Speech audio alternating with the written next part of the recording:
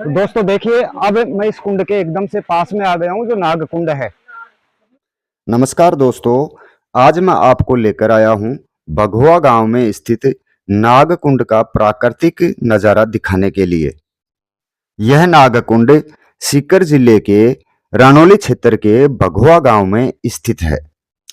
नागकुंड जाने का रास्ता शाकंभरी माता के मंदिर के सामने से होकर पश्चिम दिशा की ओर निकलता है। शाकंभरी माता के मंदिर से नागकुंड की दूरी करीब 3 किलोमीटर है। नागकुंड का जो रास्ता है वो करीब 20 वर्ष पूर्व पहाड़ियों को काटकर दोबारा बनाया गया है, जो काफी घुमावदार और चढ़ाई वाला रास्ता है।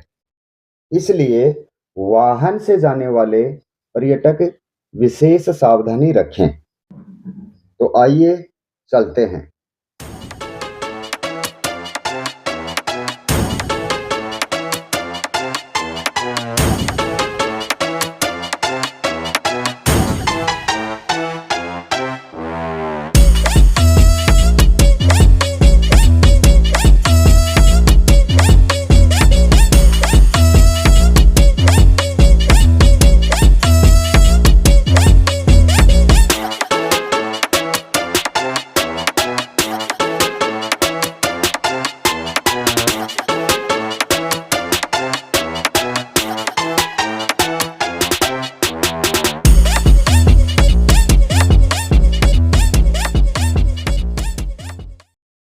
नमस्कार दोस्तों, अब हम पहुंच गए हैं नाग कुंड के जो मेन कुंड का स्थान है उसके ऊपर पहुंच गए हैं। तो दोस्तों देखिए, अब मैं इस कुंड के एकदम से पास में आ गया हूं जो नाग कुंड है। वो आप देखिए, पीछे की तरफ से ऊपर से पानी आ रहा है और झरना चल रहा है। और वर्षा ऋतु में ये झरना लंबे समय तक चलता है। और इस कुंड की जो विशेषता है, कब और कैसे बना और इसकी क्या यहाँ की धारणाएं हैं, वो आपको मैं अभी आगे चल करके और बताऊंगा, पूरी जानकारी दूंगा आपको। वीडियो को लास्ट तक देखते रहिए। अब हम चलते हैं नागकुंड के एकदम नजदीक चलेंगे, वहां से आपको नजारा दिखाता हूं। आइए।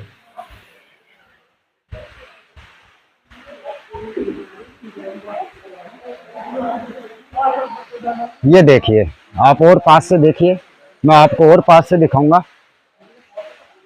ये करीब 70 या 100 फुट के लगभग की ऊंचाई से पानी नीचे आ रहा है और झरना चल रहा है।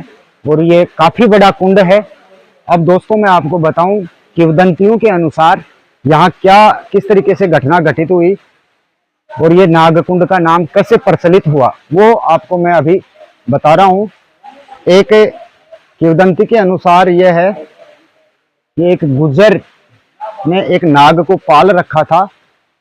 उस नाग को वो रोज दूध पिलाया करता था। एक बार उस नाग को पालने वाले दोनों पति और पत्नी अपने ससुराल में गए हुए थे और उसके अपने पुत्र को उसको दूध पिलाने और सेवा करने का जिम्मा सौंप कर चले गए थे। लेकिन पीछे से उस लड़के ने, जो करीब 8-10 साल का था, वो नासमझ था और उसको समय पर दूध नहीं दिया। इस वजह से सांप है वो क्रोधित हो गया। जो नाग जो उन्होंने पाल रखा था वो क्रोधित हो गया और उस बच्चे को डस लिया। उस बच्चे को डसने के बाद में उसका देहांत हो गया। और जब उसके माता पिता वापस आए, जो अपने ससुराल गए हुए थे, वो जब यहाँ आए, उनका निवास स्थान यहाँ से करीब 3 किलोमीटर दूर बताते हैं, ऐसी जनश्रुति है, किंवदंतियां हैं। तो वो जो उनके माता पिता काफी नाराज हुए और उन्होंने उनके बाद में कोई दूसरी संतान हुई, उसको जब इस वृतांत का पता चला तो बताते हैं कि उस बच्चे ने बड़े होकर के और किसी बड़े साधु से कोई ऐसी तांत्रिक विद्या ग्रहण की थी। उस तांत्रिक विद्या में नागों को वश में करने की शक्ति थी। और जो नाग पहले उस बच्चे को डसने से जिसका देहांत हो गया था, वो नाग उन्होंने काफी समय से पाल रखा था। वह नाग एक सामान्य नाग नहीं था, बल्कि बहुत ही शक्तिशाली एवं मणिधारी नाग था। वो जो उसकी दूसरी जो संतान थी उनकी, उसने पूरी विद्या ग्रहण करने के बाद में ये सोचा कि उस नाग को मैं जिंदा नहीं छोड़ूंगा जो मेरे बड़े भाई को डस गया। तो उसने अपनी तांत्रिक विद्या से उस नाग को वशीभूत किया और अपने पास बुलाया, और फिर उसको नाग को खत्म करने के लिए अपने मंत्रों से उस नाग का जहर निकालना शुरू किया। जहर निकालते समय कि नाग का जहर वो किसी पुरुष को ना लग जाए, उस स्थिति में कि नुकसान ना हो जाए, इसलिए उसने, ऐसा किंवदंतियों में बताया गया है कि 12 या 20 मटके रखे थे। उन मटकों के ऊपर उस नाग ने क्रोध में आकर के और अपना फण डसना शुरू कर दिया। उस स्थिति में वो जो मटके बताते हैं कि पूरे ब्लैक कलर के हो गए थे, ऐसा श्रुति जनश्रुति में बताया गया है। और उसके बाद में उस नाग ने सोचा कि ये अब अपने को जिंदा नहीं छोड़ेगा।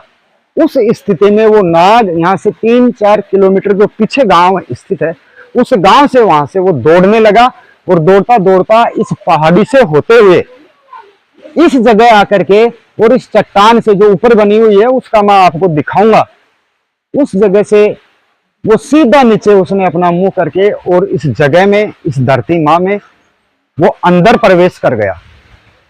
उस के प्रवेश करने के बाद में भी उस गुजर के लड़के ने उसका पीछा नहीं छोड़ा, उसके पास मंत्र शक्ति थी।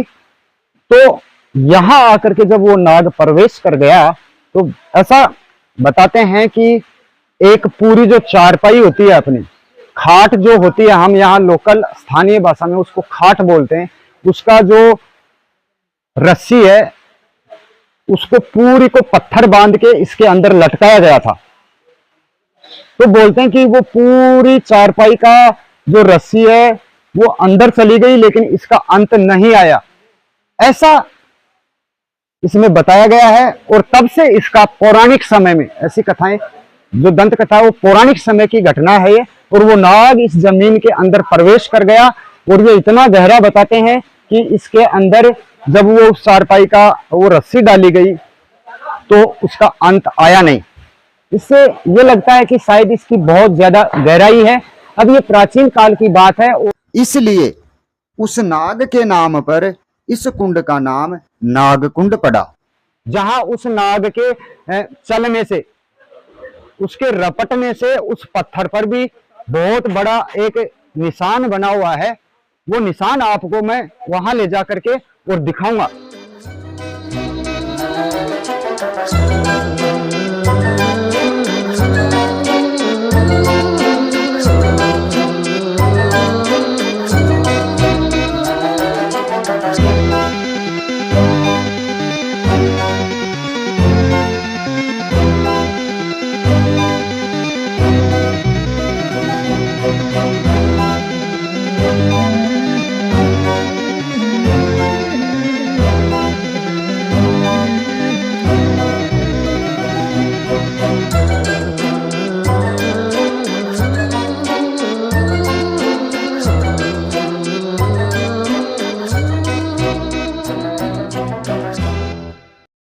बहुत गहराई है, और मुझे तो इस बाहुबली फिल्म का जो दृश्य है वो याद आ रहा है। तो आप भी देखिए, सेम मेरे को वैसा ही नजर आ रहा है। इस रास्ते में जब मैं ऊपर जा रहा था तो ये मेरे को दिखाई दिया। और अब हम ऊपर चलते हैं और उस जगह को आपको दिखाता हूँ जहां उस नाग के घिसटने से, चलने से जो उस पत्थर पे निशान बना था। तो उस रास्ते पे चलने की कोशिश करेंगे। रास्ता देखने में ऐसा लग रहा है बहुत ज्यादा दुर्गम रास्ता है, कठिन रास्ता है चट्टानों के बीच से। इस रास्ते का कई लोगों को तो मालूम ही नहीं है। बहुत दुर्गम रास्ता नजर आ रहा है मेरे को। तो मेरे साथ देखिए आप इस रास्ते को, बहुत ही कठिन रास्ता नजर आ रहा है।